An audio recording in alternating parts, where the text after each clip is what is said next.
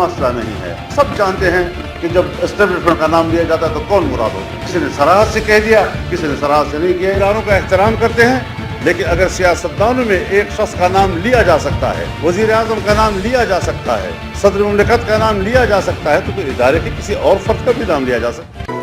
نام لینے سے فرق نہیں پڑتا, سب کو معلوم ہے اسٹیبلشمنٹ سے کیا مراد ہے. صحافی کے سوال پر مولانا غصے میں آ گئے. کہا سیاستدان یا وزیر اعظم کا نام لیا جا سکتا ہے تو اداروں کے سربراہ کا نام بھی لیا جا سکتا ہے. اسلام آباد میں فضل الرحمان کی زیر صدارت پی ڈی ایم کا اجلاس. مولانا فضل الرحمان نے کہا کہ پی ڈی ایم اجلاس میں حقیقی جمہوری نظام کے لیے میثاق بنانے پر اتفاق ہوا. 14 نومبر کو سربراہی اجلاس میں میثاق کو حتمی شکل دی جائے گی.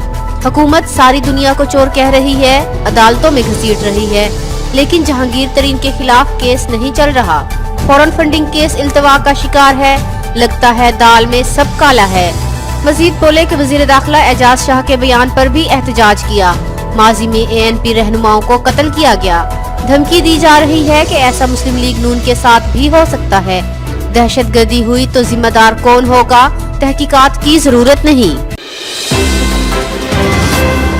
سمجھ رہے ہو کہ ابھی تک اس شہر میں ان لوگوں کی حکمرانی ہے جو ایک کال پہ ڈیل ہو جاتے تھے, ایک بریف کیس پہ مان جاتے تھے, ایک رحمان ملک کی کال پر اپنی باتیں واپس لے لیتے تھے. نہیں, وہ دور چلا گیا. وہ دور چلا گیا جب ایک کال پر کراچی بند ہو جاتا تھا. اب پی ایس پی کراچی کے وارث ہیں. مصطفیٰ کمال کا دور ہے. پاک سرزمین پارٹی کے سربراہ کا جلسے سے خطاب. کہا پیپلز پارٹی والوں, تمہارے دور کا خاتمہ ہونے والا ہے. کراچی میں جلسہ کرنے والی پی ٹی ایم میں کوئی کراچی کا نہیں تھا. جلسے میں کراچی کی بجائے اپنی بات کی گئی.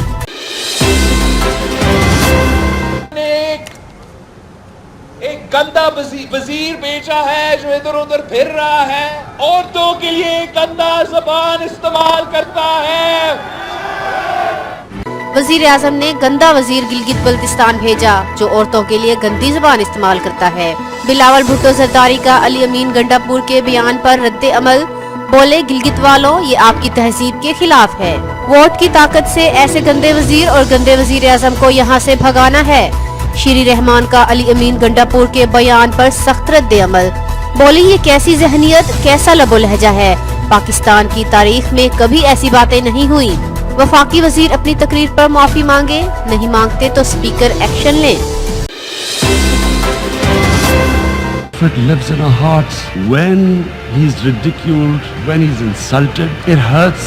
As we human beings understand one thing, the pain of the heart is far, far, far more hurtful than physical pain. اسرائیل مخالف ایجنڈے پر کھل کر بات کرنے والے وزیر اعظم عمران خان اسرائیل نواز این جی او کو کھٹکنے لگے. N G O U N watch کا وزیر اعظم کے ٹویٹ پر نفرت انگیز تبصرہ. لکھا یو این انسانی حقوق کونسل میں آپ کی موجودگی قابل برداشت نہیں. وفاقی وزیر برائے انسانی حقوق شیری مزاری کہتی ہیں اسرائیلی لوبیوں کی طرف سے سازشیں متوقع تھیں. یو این واچ کو اقوام متحدہ سے کوئی تعلق نہیں, صرف نام ملتا جلتا رکھا ہے.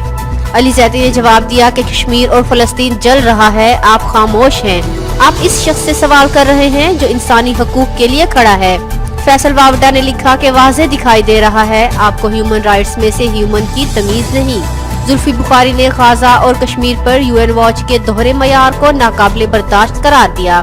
علامہ طاہر اشرفی بولے کہ وزیر اعظم عالم اسلام اور مسلمانوں کی ترجمانی کر رہے ہیں.